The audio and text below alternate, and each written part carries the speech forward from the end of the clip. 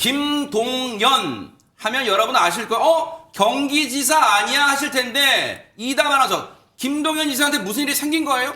김동연 경기도지사가요. 어제 퇴근한 직후에 오후 6시부터 수원역 인근에서 1인 시위를 했습니다. 윤 대통령의 탄핵을 촉구하는 1인 시위를 했는데요. 바로 여기서 돌발 상황이 벌어진 겁니다. 어떤 상황이었는지 영상 함께 보시죠. 네네.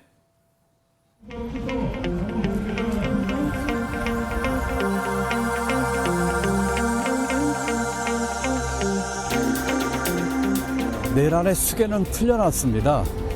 풀려나면서 마치 개선 장군처럼 기가 찬 행동을 하면서 국민들을 기만하고 염장을 질렀습니다. 현재 결정표도 늦어지고 있는데 이제 어떻게 생각하십니까? 이번에 윤석열 대통령이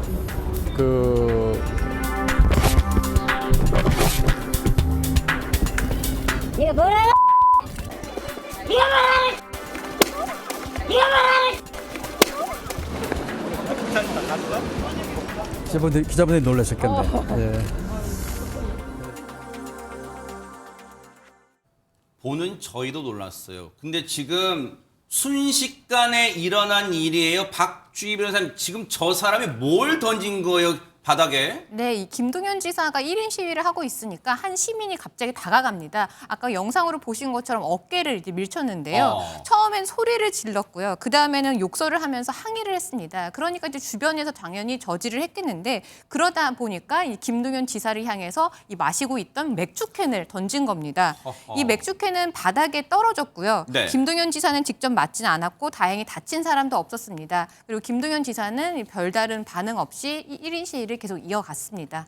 아니, 술을 드셨으면 곱게 드실 일이지 지금 뭐 하는 짓이에요? 근데 박선배 변호사님, 지금 저 인간이요, 맥주캔을 길바닥에 내동댕이 쳤어요. 다행히 천만다행으로 김동연 지사나 주변에 있던 사람에게 향한 건 아닌 것 같긴 합니다만 혹시 그렇다도 위압감을 느꼈을 거 아니에요? 혹시 저 행동 처벌할 수 있습니까? 어떻습니까? 김 지사가 직접 맞진 않았지만 폭행에는 충분히 해당하는 것으로 보입니다.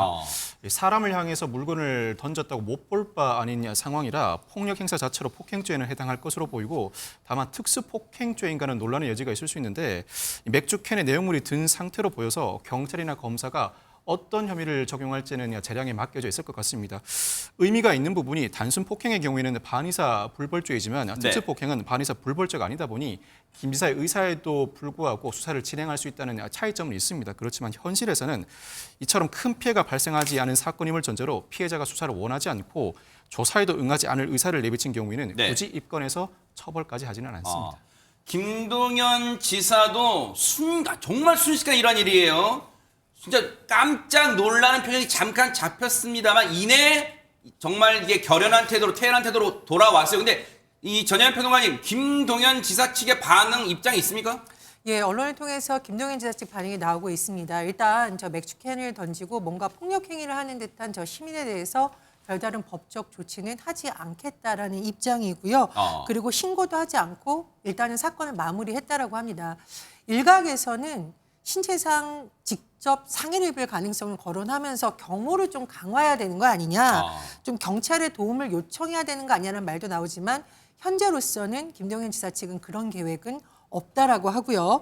그리고 1인 시위는 지금까지 하던 방식으로 진행할 예정이라고 합니다. 실제로 김동연 지사가 오늘도 1인 시위를 이어가는데요.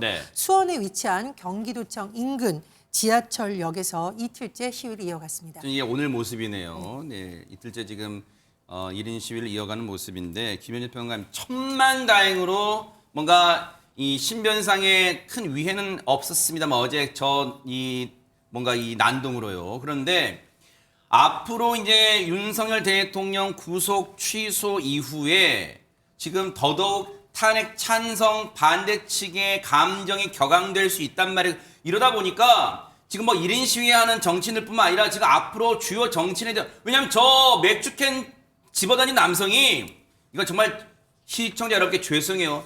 정말 해서는 안 될 가정 상황이지만 더 위험한 물건, 흉기 같은 걸 들고 가까이 다가갔다면 어쩔 뻔했어요, 진짜.